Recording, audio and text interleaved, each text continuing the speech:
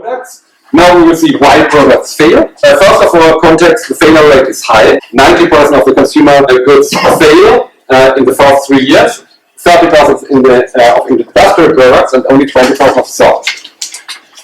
Why industrial products and services fail less? Because they're co-produced with consumers. The first service sector, consumers are co-producing products or service together with the brand. And so one dimension of the service quality is produced by yourself. That is why these products are less sensible to failures. Industrial sectors, failure rates are lower because clients are quite early engaged into the research and development process. Let's take the example of Airbus Industries.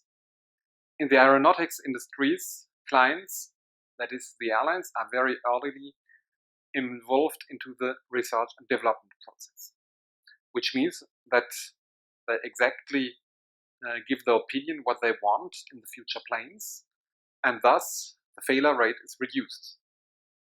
For example, the development of the A350 was co-realized together with the major carriers that were the clients of Airbus.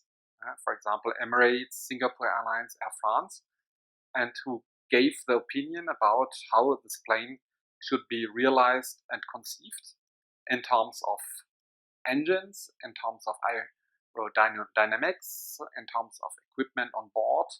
So all these improvements and development of the airplane were co-realized together with the customer airlines. What are the factors causing failure? First of all, the shortening product life cycles. They were reduced by around 80% in 15 years. For example, in 2005, the life cycle for a PC or a mobile phone was 9 months and the associated research and development time 15 years. 10 years later, in 2015, the life cycles for PCs were only 6 months and the research of development time associated was 12 months. This brings me to the Moore's law, which states that the performance of an existing technology doubles every 24 months or 2 years with no increase in price. For example, computing power tends to approximately double every 2 years. That is, the number of transistors on a microchip doubles every 2 years, while the cost of the computers is halved. For example, a computer chip that contained 2,000 transistors and cost $1,000 in 2070, it costed $500 in 1972, $250 in 1974, $1 in 1990, and less than 2 cents to manufacture today. A personal computer that cost $3,000 in 1990 cost $1,500 in 1992, $750 in 1994, and would now cost around $5. So one can see that the cost dramatically decreased while the computing power dramatically increased. This is also what you can see here on the slide. So you can see that there's a linear increase of the number of transistors according to the year of introduction, which means a double of the computer power every 2 years due to a double of the computer chips, transistors on the computer chip. The contribution of the Moore's law can be seen in the development of IBM computers to PCs, to small smartphones and handy gadgets. You can see here a photo of a computer of 1975, then in the 90s, then in 2011 the first iPads, and a high quality, high performance laptop in 2020. To give you an example, even an iPhone 6 or today's USB stick is 32,000 times faster than the best Apollo era computers that sent man on the moon. And these computers, mini computers, could perform instructions 100 million times faster than the computers from the Apollo era and the Apollo rockets. Another example, in 1995, a typical computer had 100 megabytes hard disk drive and 8 megabyte RAM. For example, a PC from IBM cost more than $4,000. Today, a laptop with 1 terabyte hard disk drive, that is 1 million megabytes, or 10,000 times more hard disk drive, and the 8 gigabyte RAM, or 8,000 megabytes, so 1,000 times more RAM, cost $1,000.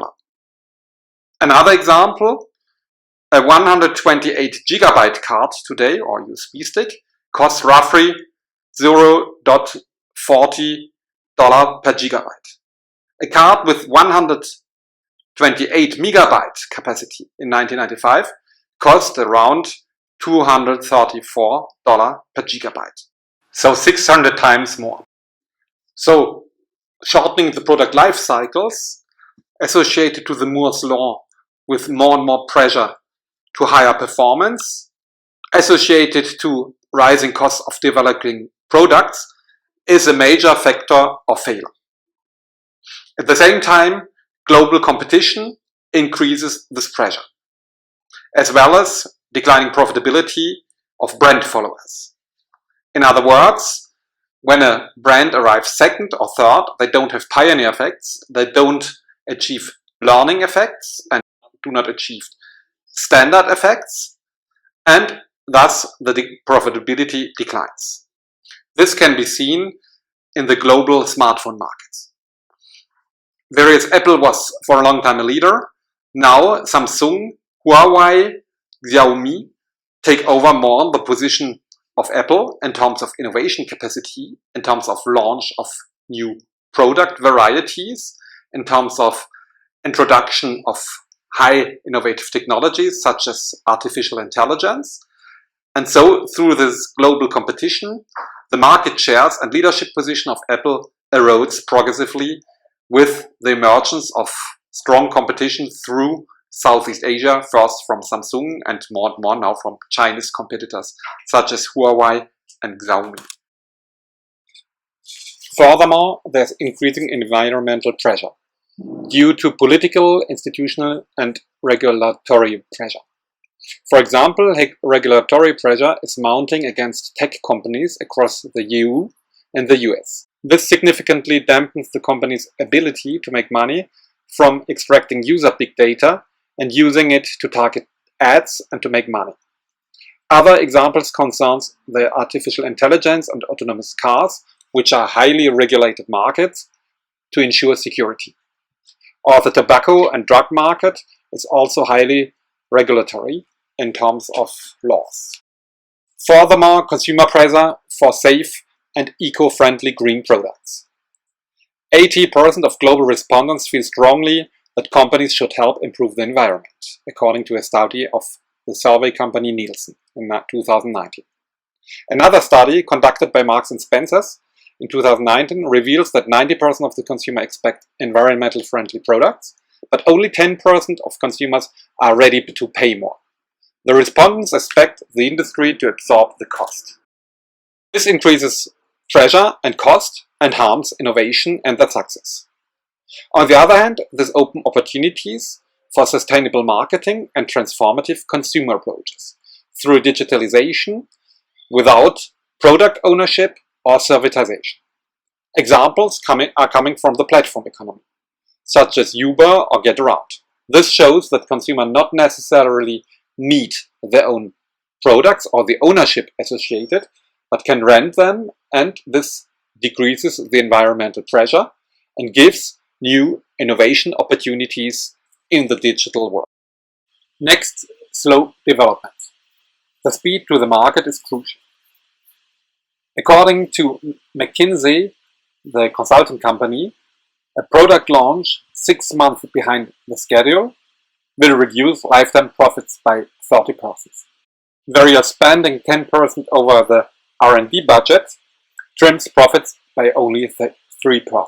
Slow product development means high development cost due to longer development time, lower market share and lower scale economies because you're not the pioneer but the follower, and no standard graduation and no privileged client access. And then subsequently no network externalities and no learning effects. And then lower loyalty. Next factor is no standard creation, or the war for the standards.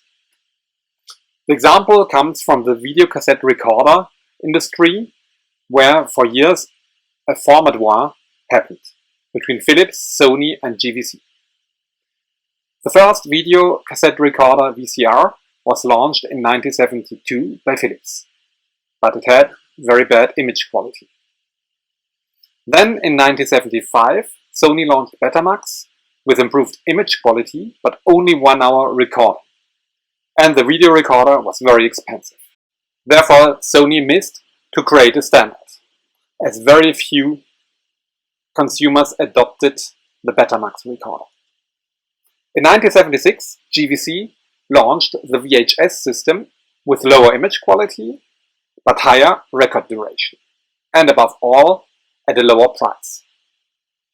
At the same time, Sony attempted to dictate an industry standard backfired when GVC made the tactical decision to forego Sony's offer of Betamax in favor of developing its own VHS technology. The result was that consumers adopted at a large scale the VHS technology with a higher record duration, but above all at a lower price, even if the image quality was lower. Philips counterattacked with Video 2000 and Sony with high definition Betamax, but in 1983 GVC has created the standard and had 80% of market shares. Philips and Sony resigned on the video market. A similar later format war resulted from a failure to agree on a single standard for DVD's high-definition successor, Toshiba HD DVD versus Sony Blu-ray in 2005. This format war ended in a victory for Sony's Blu-ray disc in 2008. The reasons are related to higher externalities through partnerships, as Blu-ray had much more partnerships with video studios, such as Century Fox, Gaumont, Disney, Apple and Columbia, versus only Paramount and Universal for HD-DVD. Furthermore, Sony decided to incorporate a Blu-ray disc player into its PlayStation and increased network effects. Furthermore, with a higher number of users, Blu-ray had also higher direct network effects, which increased the benefits for its system. Another factor is inadequate functional performance. You can take the example of the history of microcomputers or personal computers. The inventor of the micro or personal computer was MITS, which stands for Micro Instrumentation and Telemetry Systems. That introduced in 1974 a build-it-yourself personal computer called the LTL. However, it had no keyboard and no screen, and its output was just a bank of flashing lights. The users input the data by flipping toggle switches. The computer thus had inadequate functional performance and did not create standards. Only in 1976, Bill Gates and Allen started Microsoft, and subsequently Steve Jobs and Stephen Wozniak built a homemade computer that changed the world, the Apple I, as it was more sophisticated than the Altair. It had more memory, a cheaper microprocessor, and a monitor with a screen. In 1977, Apple introduced the Apple II, which had a keyboard and a color screen. Also, users could store the data on an external cassette tape. Apple soon swapped those tapes for floppy disks and subsequently to CDs. To make the Apple II as useful as possible, the company encouraged programmers to create applications for it, and thus created indirect externalities, increasing the benefits. The PC revolution had begun. Soon companies like Tandy, Commodore and IBM had entered the market in 1981, and computers became ubiquitous in offices and homes. So the inventor of the PC, MITS, failed because of inadequate functional performance. Lack of differential advantage and limitation. That's why followers have less profitabilities, because there's generally only place for one. Followers who come too late are punished through the fact that customers don't want to buy imitations. A poor competitive positioning. This is above all a problem when you're doing brand extensions. When the brand extension does not correspond to initial positioning. A brand extension, I recall, means that products penetrate new categories. For example, big penetrated market of perfumes, but this brand territory is not compatible with a throwaway image, big has, or low-cost image. That's why this perfume failed, because it's not current to the initial position. Or Harley-Davidson launched a perfume is not complementary and current to the initial brand position, which has Harley-Davidson, not to the target group. Indeed, the target group of Harley-Davidson are more the bikers with leather wear and less people who are using perfumes. Imagine the bikers driving on the Route 66 in the US after a day drive with a lot of sweat and dust using Harley-Davidson perfume. So it's more associated to a target group of rockers or bikers and less to a target group using perfumes. This is another example why products fail. So a lot of brand extensions are actually failures because they don't respect the brand territory and the brand position. There are competition, there are hyper-segmentation, multiplication of SKU means stock keeping units. So that's the reference you can find in the supermarket. Inflation of models, which creates a lot of competition. For example, today you find more than 1,200 car models, so all brands confounded, all versions confounded, which creates intransparency of the market. Toothpaste market in 1960, there were only 14 toothpaste brands, whereas in 2010 we have more than 100 toothpaste brands. To the media market, for example, journals in Germany, 143 television channels on the cable network, 302 radios, 400 regional newspapers, like in Toulouse, for example, Dépêche du Midi, and national newspapers, like for example Le Monde in France or Figaro, more than 400 newspapers, 1,300 magazines, and this without considering internet. And so clearly it becomes very hard to do advertising. It's very difficult to achieve customers. That is why this is much more efficient to do it through social media or email campaigns than to do classical advertising on traditional media channels. At too expensive prices, but this is again the question: if you don't offer enough reward, an expensive price might be harmful. But if you have a differentiated product and brand, then higher prices might even be possible.